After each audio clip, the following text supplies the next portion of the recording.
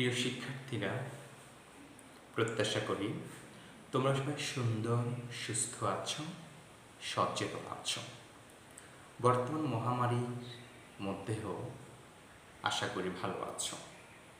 প্রিয় শিক্ষার্থীরা, তোমাদের মাঝে অনলাইন ক্লাস নিয়ে আবার উপস্থিত হয়েছি আমি, মোবারক হোসেন সোহেল, প্রভাষক, বাংলা বিভাগ, কর্ণফুলী এজে চৌধুরী কলেজ। প্রিয় শিক্ষার্থীরা, আমাদের আজকের বিষয় কবিতা। আমি কিংবদন্তির কথা বলছি, আবু জাফর ওবায়দুল্লাহ কবিতাটি লিখেছেন। কবিতাটির নাম হচ্ছে আমি কিংবদন্তির কথা বলছি, আবু জাফর ওবায়দুল্লাহ কবিতাটি লিখেছেন। এই কবিতাটিতে মূলত বাংলাদেশের যে প্রাকৃতিক সৌন্দর্য, বাংলাদেশে খেটে খাওয়া মানুষের যে জীবন ব্যবস্থা, বাংলাদেশের যে সাংস্কৃতিক অঙ্গ, বাংলাদেশের যে পারিপার্শ্বিক অবকাঠামো, বাংলাদেশের যে বেঁচে থাকার যে অবলম্বন, বাংলাদেশের শিল্পীদের যে আকাঙ্ক্ষা, বাংলাদেশের যে একটা ভৌগোলিক অবস্থান, এই সব কিছুই তুলে ধরা হয়েছে আমি কিংবদন্তির কথা বলছি, আবু জাফর ওবায়দুল্লাহ তার কবিতাতে। প্রিয় শিক্ষার্থীরা, আমরা কবিতাটির মূল কবিতায় যাওয়ার পূর্বে কবি সম্পর্কে একটু কথা বলে যাই। আবু জাফর ওবায়দুল্লাহ বরিশাল জেলার বাবুগঞ্জ উপজেলার অন্তর্গত বহেরচর ক্ষুদ্র কাঠি গ্রামে 1934 খ্রিস্টাব্দে 8 ফেব্রুয়ারি জন্মগ্রহণ করেন। কোথায় জন্মগ্রহণ করেছিলেন? 1934 সালের 8 ফেব্রুয়ারি বরিশাল জেলার বাবুগঞ্জ উপজেলায় জন্মগ্রহণ করেন। তিনি ইংরেজি সাহিত্যে বিএ সহ এমএ পাশ করে কিছুদিন ঢাকা বিশ্ববিদ্যালয়ে অধ্যাপনা করেন। তাহলে আবু জাফর ওবায়দুল্লাহ ঢাকা বিশ্ববিদ্যালয়ে কিছুদিন শিক্ষকতা পেশায় ছিলেন। পরে সিভিল সার্ভিসে যোগদান করেন এবং সরকারের বিভিন্ন উচ্চ পদের দায়িত্ব পালন করেন। তিনি 1982 খ্রিস্টাব্দে বাংলাদেশ সরকারের কৃষি ও পানি সম্পদ মন্ত্রী। তাহলে 1982 সালে আবু জাফর ওবায়দুল্লাহ কৃষি ও পানি সম্পদ মন্ত্রী হয়েছিলেন এবং 1934 সালে যুক্তরাষ্ট্রে বাংলাদেশের রাষ্ট্রদূত হিসাবেও দায়িত্ব পালন করেন। বাংলা সাহিত্যে তাঁর অবস্থান বিশেষভাবে স্বাতন্ত্র্য চিহ্নিত। তাহলে আবু জাফর ওবায়দুল্লাহ কি ছিলেন? 1982 সালে পানি সম্পদ মন্ত্রী ছিলেন। 1984 সালে তিনি মার্কিন যুক্তরাষ্ট্রের কূটনৈতিক হিসাবে, রাষ্ট্রদূত হিসাবে কাজ করেছিলেন। তার কবিতার বিষয়ে বিশেষভাবে প্রাধান্য পেয়েছে রাষ্ট্রভাষা আন্দোলন ও মুক্তিযুদ্ধ। রাষ্ট্রভাষা আন্দোলন এবং এই বিষয়ক সাহিত্য বিশেষ অবদান রাখার জন্য তিনি 21 পদক ভূষিত হন। বাংলা সাহিত্যের অবদানের জন্য তাকে 1979 খ্রিস্টাব্দে বাংলা একাডেমি পুরস্কার প্রদান করা হয়। আবু জাফর ওবায়দুল্লাহ উল্লেখযোগ্য কাব্যগ্রন্থগুলো হলো 7 নরীর হার। 1 নম্বর হচ্ছে 7 নরীর হার, কখনো রং কখনো সুর 2 নম্বর কাব্য। 3 নম্বর কাব্যগ্রন্থ হচ্ছে কমলের চোখ।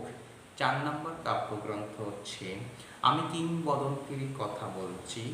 5 নম্বর কাব্যগ্রন্থ হচ্ছে বৃষ্টি ও সাহসী পুরুষের জন্য প্রার্থনা, আমার সময় প্রভৃতি। তাহলে তার বিখ্যাত কাব্যগ্রন্থ হচ্ছে কি 7 নরীর হার, কখনো সুর কখনো রং, কমলের চোখ, আমি কিংবদন্তির কথা বলছি, বৃষ্টি ও সাহসী পুরুষের জন্য প্রার্থনা, আমার সময় প্রভৃতি তার বিখ্যাত কাব্যগ্রন্থ। এছাড়া ইংরেজি ভাষায় তাঁর একাধিক গ্রন্থ প্রকাশিত হয়েছে। 2001 খ্রিস্টাব্দে 19 মার্চ তিনি মৃত্যুবরণ করেন। প্রিয় শিক্ষার্থীরা, তাহলে আবু জাফর ওবায়দুল্লাহ মৃত্যুবরণ করেছিলেন 2001 সালে, জন্মগ্রহণ করেছেন 1934 সালে জন্মগ্রহণ করেছেন। এখন এখানে যে শব্দের অর্থ বা টিকা দেওয়া আছে সেগুলি একটু বিশ্লেষণ আমরা করব। কিংবদন্তি, আমি এখানে লিখেছি কিংবদন্তি শব্দের অর্থ হচ্ছে জনশ্রুতি। কি বলেছি?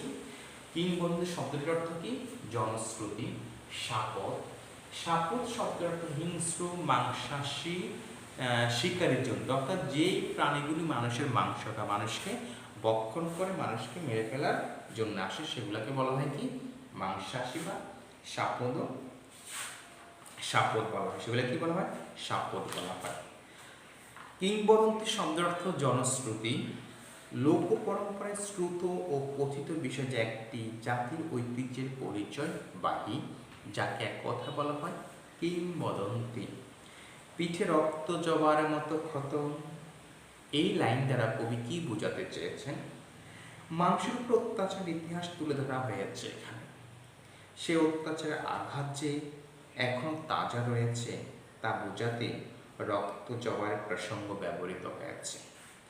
আরো লক্ষণীয় আঘাত রয়েছে পিঠে, অর্থাৎ শত্রুর ভীরু কাপুরুষের মতো পিছন থেকে আক্রমণ করেছে, কিংবা বন্দীকৃত দাসের উপরে ঝাঁপিয়ে পড়েছে। মুক্ত মানুষের সঙ্গে সম্মুখে লড়াই বিরোচিত সাহস দেখায়নি, রক্ত জবারের মতো ক্ষত। তাহলে যদি বলা হয় যে কোন ফুলের সাথে তুলনা করা হয়েছে, আমি কিংবদন্তির কথা বলছি, জবা ফুলের সাথে তুলনা করা হয়েছে। শাপথ শব্দের অর্থে হিংস্র মাংসাশী শিকারী জন্তু। উনুনের আগুনে আলোকিত একটি উজ্জ্বল জানালা, এই চয়ন দ্বারা কি বোঝানো হয়েছে? আগুনের সব কিছু সূচি হয়ে ওঠে, অর্থাৎ পবিত্র হয়ে ওঠে। তাই আগুনের তাপে পরিশুদ্ধ হয়ে সকল গ্লানি মুছে ফেলে আলোই ভরা মুক্ত জীবনের প্রত্যাশা জানাতে উজ্জ্বল জানালার অনুষঙ্গ ব্যবহৃত হয়েছে। দেশ স্বাধীন হয়েছে, যুদ্ধ করেছে, জীবন দিয়েছে, প্রাণ দিয়েছে, এসব কিছু মুছে এখন বেঁচে থাকার তাগিদে আরাম আয়েশে থাকার ইচ্ছা প্রকাশ যে করেছে, তাই পুরনো ইতিহাস সব কিছু ভুলে গিয়েছে। বিচলিত স্নেহ, আপনজনের উৎকণ্ঠা, মুক্তি প্রত্যাশী মানুষের আসন্ন বিপদের আশঙ্কায় তাদের স্বজনরা উদ্বিগ্ন হন। ভালোবাসা শঙ্কা একসঙ্গে মিশে যায়। সূর্যকে হৃৎপিণ্ডে ধরে রাখা, সূর্য সকল শক্তির উৎস, তাই এই সর্বশক্তির আধারকে হৃদয়ে ধারণ করতে পারলে মুক্তি অনিবার্য। কবির মতে এই সামর্থ্য অর্জনের একমাত্র উপায় হলো কবিতা শোনা, কবিতাকে আত্মস্থ করা। কেননা কবির কাছে শুধু কবিতাই সত্য, আর সত্যই হচ্ছে শক্তি। প্রিয় শিক্ষার্থীরা, সূর্য সকল শক্তির মূল উপাদান, তাই কবি সূর্যের মতোই আমাদেরকে শক্তি ধারণ করতে বলেছিল। কারণ আমরা নানা বিপদ থেকে উদ্ধার হওয়ার জন্য অবশ্যই আমাদেরকে শক্তিশালী হতে হবে, শক্তি অর্জন করতে হবে। পাঠ পরিচিতি কি বলে? কবিতাটি আবু জাফর ওবায়দুল্লাহ বিখ্যাত কাব্যগ্রন্থ আমি কিংবদন্তির কথা বলছি, কাব্যগ্রন্থ থেকে নেওয়া হয়েছে কবিতাটি। রচনাটি বিষয় আঙ্গিকগত অভিনবত্ব রয়েছে। আলোচ্য কবিতাটিতে উচ্চারিত হয়েছে ঐতিহ্য সচেতন শিকড় সন্ধানী মানুষের মুক্তির কথা, মুক্তির দৃষ্ট ঘোষণা। প্রকৃতপক্ষে রচনার প্রেক্ষাপটে আছে বাঙালির সংস্কৃতির হাজার বছরের ইতিহাস, এই জাতির সংগ্রাম, বিজয়, মানবিক উদ্ভাসনের অনিন্দ অনুষঙ্গ সম্ভব। তিনি এই কবিতায় পৌনঃপুনিকভাবে মানব মুক্তির আকাঙ্ক্ষা সোচ্চার হন। কবির একান্ত প্রত্যাশিত মুক্তির প্রতীক হয়ে উপস্থাপিত হয় একটি বিশেষ শব্দবন্ধন কবিতা। কবি তাঁর পূর্বপুরুষের সাহসী গৌরবোজ্জ্বল ইতিহাসের কথা উপস্থাপনের মধ্য দিয়ে তাঁর বক্তব্যকে এগিয়ে নিয়ে চলেন। কবির বর্ণিত ইতিহাস মাটির কাছাকাছি মানুষের ইতিহাস, বাংলার ভূমিজীবী অনার্য দাসের লড়াই করে টিকে থাকার ইতিহাস। কবিতে সত্যের অভেদ কল্পনার মধ্য দিয়ে কবি নিয়ে আসেন মায়ের কথা, বোনের কথা, ভাইয়ের কথা, পরিবারের কথা। কবি জানেন মুক্তির পূর্ব শর্ত হচ্ছে যুদ্ধ করা, আর সেই যুদ্ধে পরিবার থেকে দূরে সরে যেতে হয়, ভালোবাসার জন্য তাদেরকে মুক্ত করবার জন্য তাদের ছেড়ে যেতে হয়। এই অমোঘ সত্য কবি জেনেছেন আমাদের স্বাধীনতা যুদ্ধে ইতিহাস থেকে। কবিতাটি রসোপলব্ধির অবিচ্ছেদ্য অংশের এক আঙ্গিক বিবেচনা। এক্ষেত্রে প্রথমে যে বিষয়টি পাঠককে নাড়া দেয় তা হলো একই ধাঁচের বাক্যের বারংবার ব্যবহার। কবি এদিকে আমি কিংবদন্তির কথা বলছি পংক্তিটি বারংবার প্রয়োগ করেছেন। অপরদিকে যে কবিতাটি শুনতে জানে না সে কাঠামোর পংক্তিমালার ধারাবাহিক উপস্থাপনের মধ্যে কবিতাটি তার মুক্তির আবেগকে একত্রিত শিল্পরূপ প্রদান করেছেন। এখানে কিংবদন্তি শব্দটি হয়ে উঠেছে ইতিহাস ঐতিহ্যের প্রতীক। কবি মানান্তরিক কৌশলের সঙ্গে সমন্বিত করেছেন গভীরতা সঞ্চয়ের চিত্রকল্প। একটি কবিতার শিল্প সার্থক হয়ে ওঠার পূর্ব শর্ত হল হৃদয়স্পর্শী চিত্রকল্পের যথোপযুক্ত ব্যবহার। চিত্রকল্প হলো এমন শব্দ ছবি যা কবি গড়ে তোলেন এক ইন্দ্রিয়ের কাজ অন্য ইন্দ্রিয়ের সাহায্যে করিয়ে কিংবা একাধিক ইন্দ্রিয়ের সম্মিলিত আশ্রয়ে, আর তা পাঠক হৃদয়ে সংবেদনা জাগায় ইন্দ্রিয়াতীত ভোদের প্রকাশ। চিত্রকল্প নির্মাণের আরেকটি শর্ত হল অভিনবত্ব। এই সকল মূল শর্ত পূরণ করে আলোচ্য কবিতায় চিত্রকল্পসমূহ নির্মিত হয়েছে। কবি যখন বলেন কর্ষিত জমির প্রতিটি শস্য দানা কবিতা, তখন ইন্দ্রিয় থেকে ইন্দ্রিয়াতীতের দ্যোতনাই সঞ্চারিত হয়। নিবিড় পরিশ্রমে কৃষকের ফলানো শস্য একান্তে ইন্দ্রিয় গ্রাহ্য একটি অনুষঙ্গ। কিন্তু এর সঙ্গে যখন কবিতাটি অভেদ কল্পনা করা হয় তখন কেবল ইন্দ্রিয় দিয়ে একে অনুধাবন করা সম্ভব হয় না। সার্বিক বিবেচনায় কবিতাটি বিষয় ও আঙ্গিকের সৌকর্যে বাংলা সাহিত্যের এক অনন্য সংযোজন। কবিতাটি গদ্য ছন্দে রচিত, এক প্রচলিত ছন্দের বাইরে গিয়ে একটি প্রাকৃতিক তথা স্বাভাবিক ছন্দ। প্রিয় শিক্ষার্থীরা, তাহলে আমি কিংবদন্তির কথা বলছি কবিতাটি মূলত হচ্ছে বাংলাদেশের ইতিহাস, বাংলাদেশ স্বাধীনতা যুদ্ধের কথা প্রকাশ করেছে, বাংলাদেশের পূর্বপুরুষদের কথা বলা হয়েছে। আমি কিংবদন্তির কথা বলেছি, এই কথাটি আছে কবিতাটিতে 9 বার। আমি কিংবদন্তির কথা বলছি, এই কথাটি আছে কয়বার? 9 বার আছে। এই কথাটি আছে কয়বার? 9 বার আছে। তাহলে আমি কিংবদন্তির কথা বলছি কবিতাটি সংকলিত হয়েছে আমি কিংবদন্তির কথা বলছি কাব্যগ্রন্থ থেকে সংকলিত হয়েছে এবং কবি আবু জাফর ওবায়দুল্লাহ কবিতাটি লিখেছে। কবিতাটি গদ্য ছন্দে লিখিত হয়েছে। আর কিংবদন্তি শব্দের অর্থ হচ্ছে জনশ্রুতি, শাপথ শব্দের অর্থ হিংস্র মাংসাশী জন্তু। আমি কবিতাটি বেশ বড়ই, আমি ছত্র আকারে পড়ি, বিশ্লেষণ করার চেষ্টা করব। আমি আমার পূর্বপুরুষের কথা বলছি, তার করতলে পলিমাটির সৌরভ ছিল। আমি আমার পূর্বপুরুষের কথা বলছি, তার কর মানে হচ্ছে হাত, তলে পলিমাটির সৌরভ ছিল। অর্থাৎ আমার পূর্বপুরুষরা যে কৃষক ছিলেন, কৃষিকাজের কথা বলা হচ্ছে। কিসের কথা বলা হচ্ছে? কৃষিকাজের কথা বলা হচ্ছে। করতলে পলিমাটির সৌরভ ছিল মানে তারা কৃষিকাজ করত, কৃষিকাজ করে তারা জীবন নির্বাহ করত। তাহলে আমি আমার পূর্বপুরুষের কথা বলছি, তার করতলে পলিমাটির সৌরভ ছিল, অর্থাৎ তারা কৃষক ছিলেন। তার পিঠে রক্ত জমার মতো ক্ষত ছিল। আমার এই পূর্বপুরুষরা অত্যাচার, নিপীড়ন, নির্যাতিত হয়ে স্বাধীন হয়েছে। তাদের পিঠে এখনো জবা ফুলের ন্যায় লাল রক্তের ক্ষত এখনো দেখা যাচ্ছে। তারা এখনো নির্যাতিত হয়ে আসছে, সেই পাকিস্তানি কর্তৃক এই নির্যাতনের শিকার হচ্ছে। তাই বলা হচ্ছে আমার এই কৃষকদের পিঠে এখনো রক্ত জবার মতো ক্ষত। তিনি অতিক্রান্ত পাহাড়ের কথা বলতেন। এখানে অতিক্রান্ত মানে যে আমরা যে এত সংগ্রাম করে স্বাধীন হয়েছে, পাহাড়ে উঠতে তুমি কত কষ্ট হচ্ছে না? অতিক্রাম করতে কষ্ট হচ্ছে না? আমরা যে দীর্ঘদিন কি করেছি, কষ্ট করেছি, যুদ্ধ করেছি, স্বাধীন হয়েছি।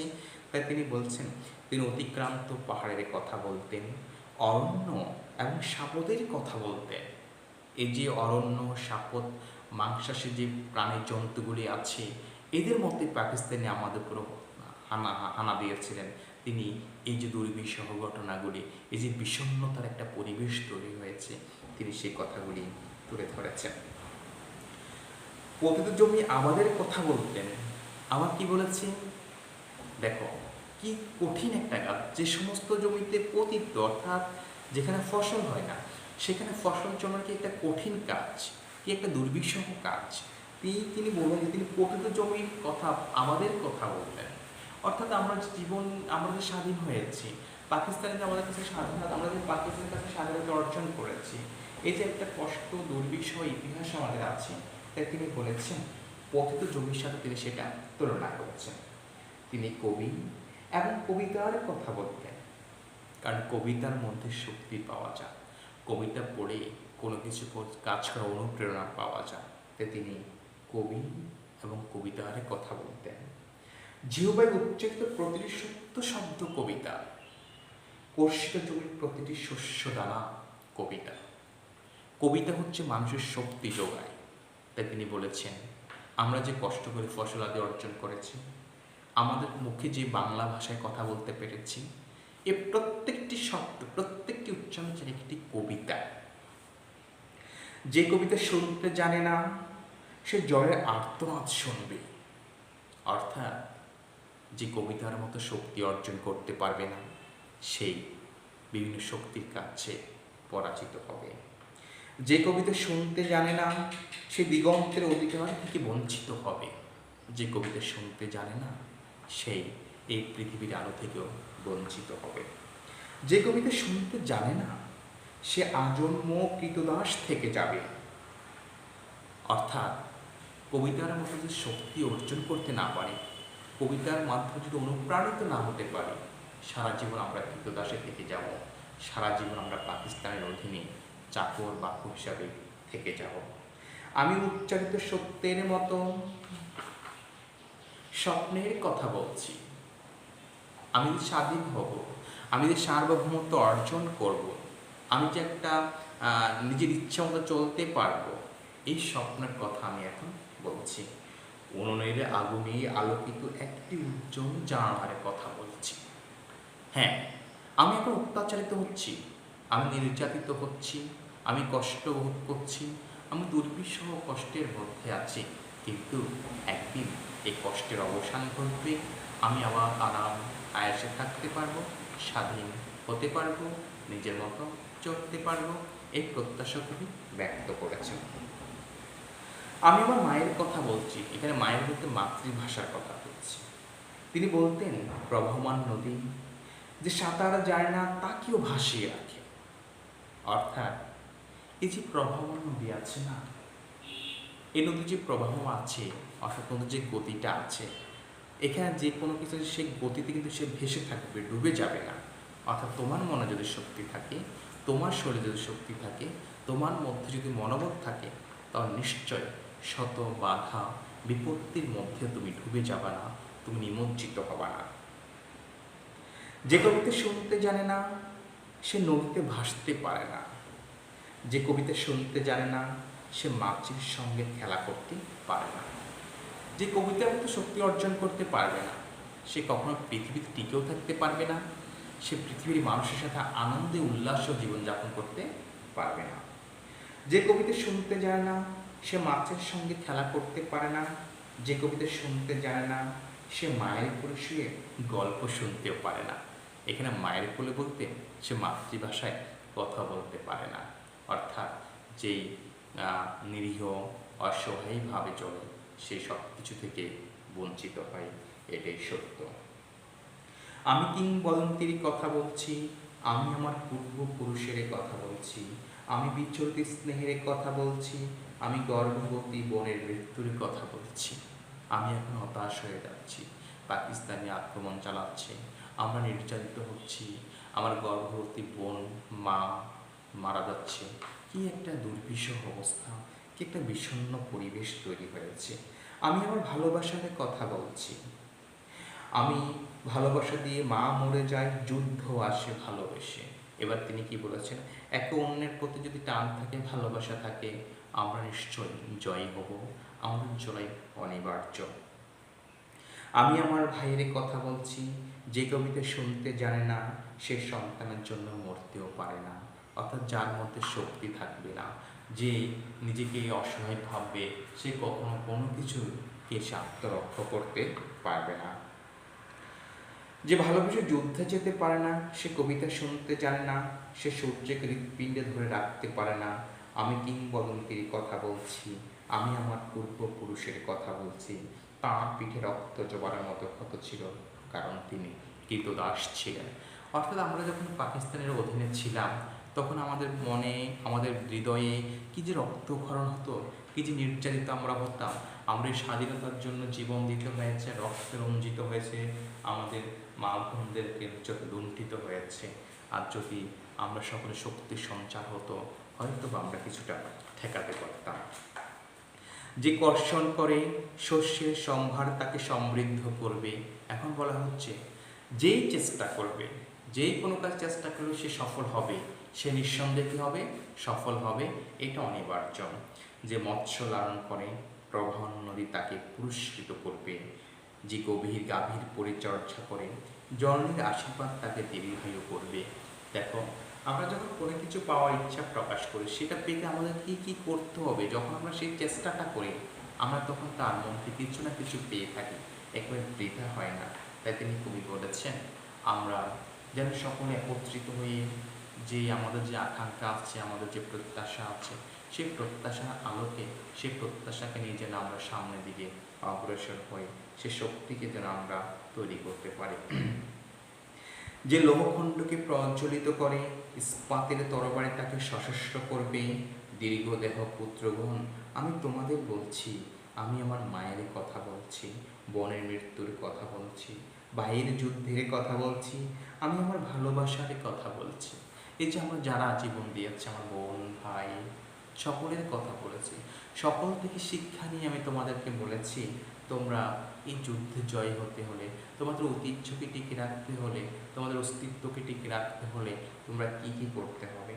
আমি কবি এবং কবিতার কথা বলছি, সশস্ত্র সিন্ধুরের অনিবার্য অভ্যুত্থান কবিতা, সপুরুষ ভালোবাসার সুকণ্ঠ সঙ্গীত কবিতা, জুবাই উচ্চারিত প্রতিমুক্ত শব্দ কবিতা, রক্ত জবার মতো প্রতিরোধের উচ্চারণ কবিতা। আমরা কি তাঁর মতো কবিতার কথা বলতে পারবো? আমরা কি তাঁর মতো স্বাধীনতার কথা বলতে পারবো? যে কবিতার মাধ্যমে আমরা নানা প্রতিবাদ করে থাকি, কবিতার মাধ্যমে শক্তি আহরণ করে থাকি। আমরা যদি সেই শক্তিকে পুঁজি করে লড়াইয়ের বিরুদ্ধে অগ্রসর হই, আমি প্রত্যাশী করি, আমি নিঃসন্দেহে বলতে পারবো, সে জয়, সেই বিজয় আমাদের অনিবার্য। কবি প্রত্যাশা করেছেন আমাদের কাছে, আমরা যারা কৃষক, আমাদের পূর্বপুরুষরা কৃষক ছিলেন, তারা কী পরিমাণ কষ্ট সহ্য করেছেন, তারা কী পরিমাণ লাঞ্ছিত বঞ্চিত হয়েছেন, এসব কিছু থেকে কবি পরিত্রাণের উপায় হিসাবে দেখেছেন একত্রিত, সকলকে একত্রিত হওয়ার আহ্বান করেছেন, সকলকে কবিতার মতো শক্তিশালী হতে বলেছেন। আর তখনই আমরা আমাদের স্বাধীনতা, আমাদের সার্বভৌম, আমাদের চলার যে একটা ক্ষমতা, আমাদের চলার যে বিঘ্নতা ঘটাতে না পারে, এসব থেকে মুক্তি পাওয়ার একমাত্র অবলম্বন হচ্ছে একত্রিত হওয়া, শক্তি সঞ্চয় করে চলা। প্রিয় শিক্ষার্থীরা, আমি প্রত্যাশা করি তোমরা কবিতাটির মূল ভাব বুঝতে পেরেছ। এই প্রত্যাশাই আজকে এ পর্যন্ত। সবাই ভালো থাকবা, সুস্থ থাকবা, মঙ্গল কামনায় শেষ করেছি।